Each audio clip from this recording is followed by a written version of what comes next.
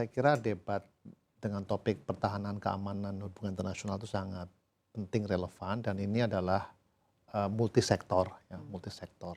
Jadi memang tidak bisa hanya kita melihat dari sisi ekonomi saja, meskipun kita bisa menarik dampak pada ekonomi, gitu ya. Misalnya perubahan iklim, ya, misalnya hubungan politik luar negeri, kan muaranya kepada apa namanya masalah ekonomi, atau misalnya cyber security, masalah pada ekonomi.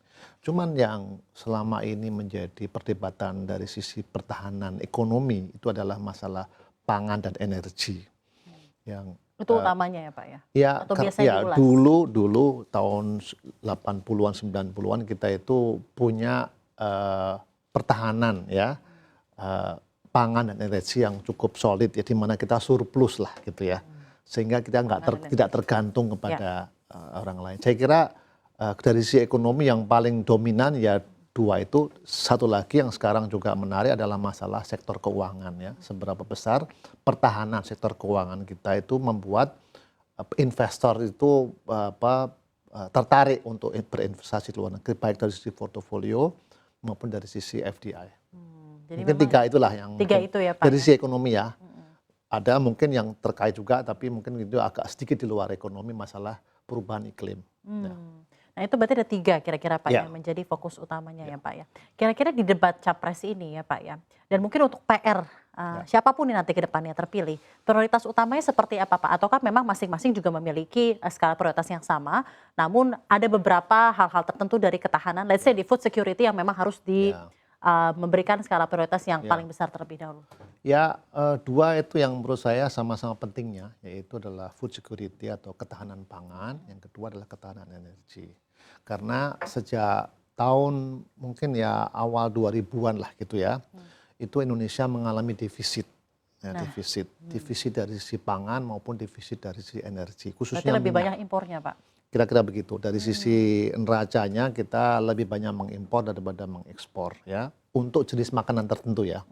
Tentu kalau di sisi balance of trade itu kita masih positif ya, tapi dari sisi kebutuhan pangan dan energi yang strategis ya, kita mengalami defisit. Itu yang menjadi perdebatan fokus perdebatan, bagaimana strategi dari paslon ini untuk membalikkan keadaan itu. Mungkin dalam 5 tahun ke depan kita bisa mengurangi ketergantungan pada luar negeri, dan kita bisa membangun sistem pangan ya, produksi pangan atau pengolahan pangan dan energi yang bisa memberikan manfaat kepada perekonomian nasional. Nah, mengenai hal ini Pak Anggito, seperti apa Anda melihat permasalahan utama dari isu ini? Apakah memang kalau misalnya kita tanya kepada ahli dalam hal misalnya defisit dari pangan atau defisit dari energi, memang adalah mengenai contohnya ya memang ini iklim tidak bisa disalahkan dan lain-lain. Jadi memang harus impor lebih banyak karena pertumbuhan populasi semakin banyak. Tapi kan kita tidak bisa selalu menyalahkan apa yang terjadi di alam gitu ya Pak. Dalam hal ini apa yang menyebabkan ini masih bisa berkelanjutan dari tahun 2000 masih defisit? Apakah lebih tata kelola seperti apa, dan kira-kira political will dari masing-masing presiden, calon presiden dalam hal ini apa yang dibutuhkan Pak? Ya, kalau sisi alam yang bisa kita lakukan adalah satu, melakukan pendeteksian, mendeteksi. Ya, kemudian yang kedua adalah melakukan mitigasi, yang ketiga adalah melakukan kebijakan yang bisa mengurangi dampak. Ya, tiga itu sajalah. Jadi itu misalnya, gampangannya gini, bagaimana misalnya Badan Meteorologi dan Geofisika gitu ya, bisa mendeteksi perubahan iklim atau cuaca, cuaca gitu misalnya. Kemudian kalau misalnya ada bencana, itu bisa dideteksi. Bagaimana membuat prediksi proyeksi weather atau cuaca yang akurat.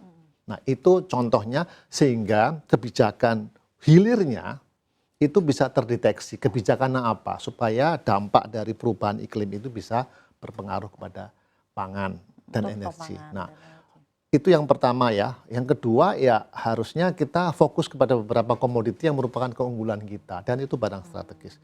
Jadi tidak apa-apa untuk impor hal-hal yang memang kalau gandum kan nggak bisa kita.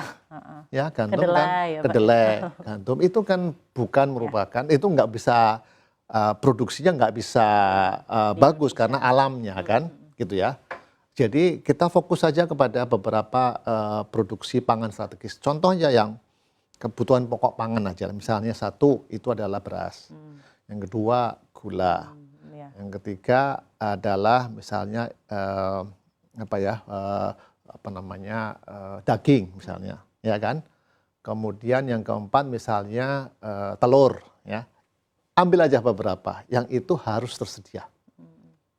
Ya. Dan jangan sampai ada fluktuasi harga yang Ada fluktuasi terlalu harga berlebihan. melonjak dan ada yang sampai kekurangan kebutuhan tersebut. Ya, ya. Itu dari sisi produksi. Dari sisi konsumen juga harus ada edukasi.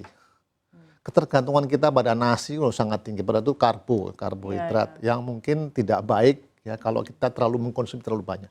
Edukasi ini juga kurang ya. Bagaimana masyarakat kita, khususnya generasi muda, diajari supaya tidak terlalu tergantung pada nasi. Gitu ya. Jadi ada dua hal ini. Jadi nanti kita harus melihat apa strategi dari paslon itu untuk beberapa komoditi penting tadi itu. Oke, itu untuk pangan ya Pak? Pangan, baik itu dari sisi produksi maupun dari sisi konsumsi maupun distribusi.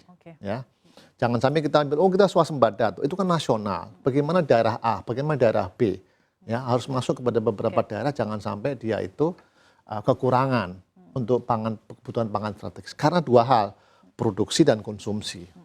Food estate evaluasinya seperti apa Pak? Saya yakin di debat capres ini bakal ada yang mengangkat. Idenya bagus ya, idenya bagus. Saya kira memang harus ada food estate. Harus ada, harusnya. Ya, kita harus memiliki suatu fokus kepada tanaman ataupun kebutuhan pangan tertentu. Cari daerah dan cari strateginya. Ya. Nah, soal implementasi itu kan tentu domain dari eksekutif ya, untuk bisa memastikan bahwa itu berhasil. Ya, itu contoh. Jadi pertahanan pertama dari sisi ekonomi adalah bagaimana memastikan bahwa produk makanan itu tersedia.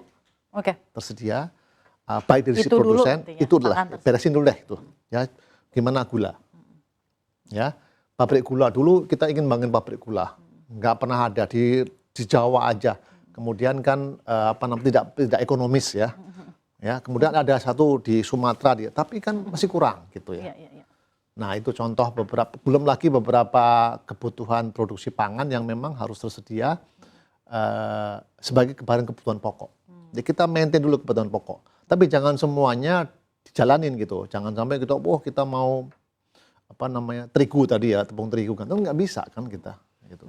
Jadi sebenarnya ketahanan ini memang unsurnya cukup banyak dan sebenarnya nanti memang ke depannya PR untuk capres selanjutnya, presiden terpilih selanjutnya, memang harus ada infusing mengenai security ini ke masing-masing kementerian ya Pak, prosi kementerian ya Pak ya. Maupun daerah juga. Maupun daerah gitu ya. Itu dari sisi makanan. Jadi nanti kita dengerin saja strategi dari para paslon seperti apa ya, untuk memastikan bahwa kita tidak defisit dari sisi keseluruhan ya, khususnya bahan kebutuhan makanan pokok saja dulu.